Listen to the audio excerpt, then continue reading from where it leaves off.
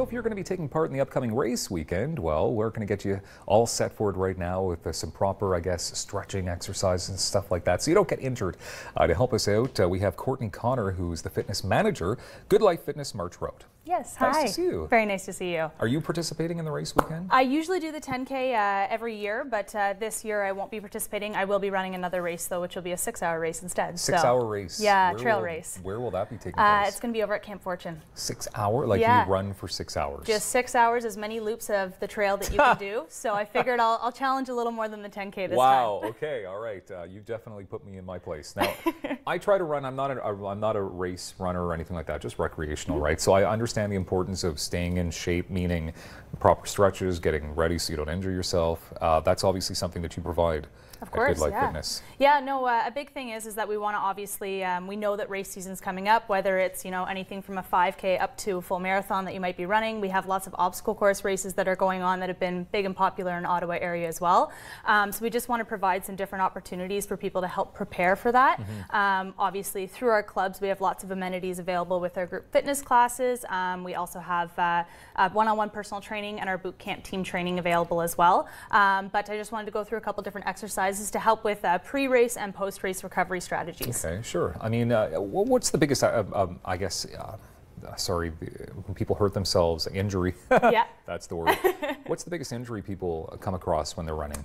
Usually with runners, you get a lot of just joint issues more than anything else. It's a lot of impact on the body, especially if you're looking to do anything from, you've never done a 5 or a 10K before, or if you're upwards on the half and the full marathons. There's a lot of repetitive distance out on the roads or on the treadmill that you've been putting on the body. So usually it's a lot of hip pain, we get some lower back pain, and then just tight muscles all around from the IT band, the back of the legs, the hamstrings, and even shin splints as well. A lot of people deal with. I just wanted you to bring that up first because all this is usually preventable. Of course. Okay. So recovery is going to be the big key key thing here. Okay. So what I have here is a foam roller, and this can be your best and your worst friend. But the idea is that it's like a self-massage. Okay. So what you want to do is find the area that's tender. So for a lot of people, for runners, it's usually anything in obviously the lower half. Yeah. So what you would do is that you can purchase this at any of like Fitness Depot, on Amazon, anything like that. But the idea is that you want to find, let's say that the calves are really tight.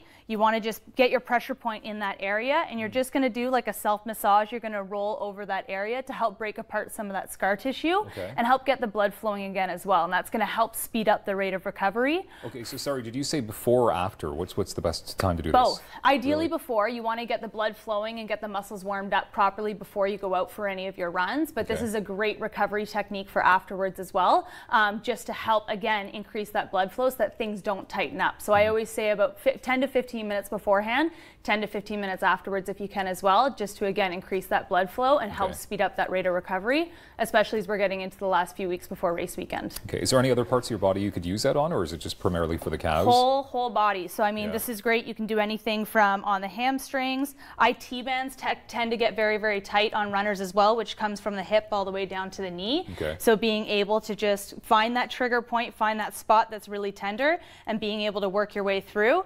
People use it on their back as well, because we get a lot of lower back pain. You don't have to demonstrate that.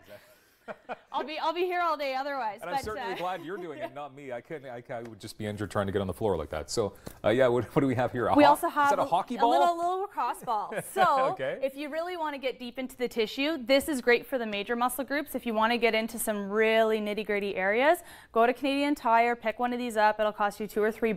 Yeah. But this same thing, you just want to find that area, roll your stuff out on the ground just like you would have with here, but you're going to get right into that point and help release that muscle as well. Really? So you can put that on the ground just like you did this, our best and good friend here, and just roll around on the top of that. Exactly, yeah. So again, you just want to really be able to get that trigger point area. So say it was right in the glutes, and then be able to just kind of find that spot and then work your way around as well. Huh, that's interesting. Yeah. That's very cool. Okay. This one hurts a little more though. Yeah, I can imagine that would hurt, especially if it goes in wrong areas, right? Yeah. Like it's very no, but it's very sensitive. No, definitely, because you're getting deep into the muscle at that point. Okay, cool. So how, as a runner then, so you'd say it's good to warm up, obviously, and then cool down with these exercises. Of course. I mean, how important is that? Because if you just go out and don't warm up, I mean, will you still injure yourself?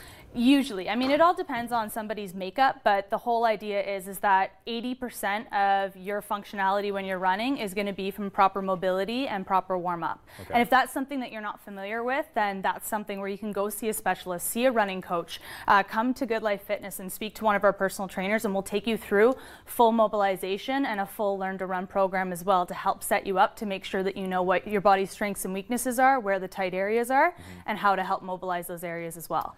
How often should people be running? I mean, because I know sometimes I tend to overdo it. I know you're looking at me and you're like, yeah, you overdo it. You said you get 5 to 6 days a weekend though, eh?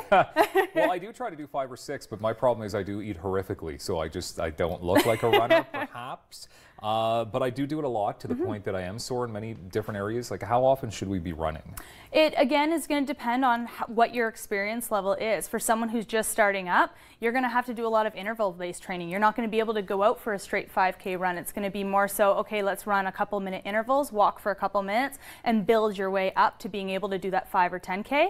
But I mean, people who are conditioned runners who like to participate in races throughout the course of the summer are usually going to be packing on the mileage and doing anywhere from 4 to 6 days a week of running. But if you are prone to injury, you find that the hips or the knees or the ankles are starting to get a little worn down, we have great alternatives. We have spin classes available at our clubs, which are awesome for recovery mechanisms, but also come and use one of the treadmills, use an elliptical, something a little lower impact to get the mileage in, and the conditioning in, but be able to save the legs a little bit. Okay, fair enough. 6 hours is what you're going to do. Yeah. That's crazy. There was no exercises you wanted me to try here, right? No. Well, I think you're going to be a little limited in the jeans today. Yeah, because I have my jeans. Because I asked you right at the end of the segment, That's so okay. I wanted to make sure that I got out of it. Of course, if people want to consult with you or personal trainers, running coaches, best place to come? It's going to be any of the GoodLife Fitness locations. I personally work at the Canada March Road location, but any of our GoodLife Fitness locations, you can come try a class for free, speak to a personal trainer for free, and do a free assessment and session as well. That's so wonderful. Lots of options available. Thank you. Lots of neat tips that we've learned here today. Will I use them? Probably not. I'm a guy, you know what I mean? I'm fine. No, but thank you, I will. Courtney Conner, fitness manager, GoodLife Fitness, March Road. This is going to be a lot of fun. It's called Canada Speaks, and we're going to see some very familiar characters on the show next on Daytime Ottawa.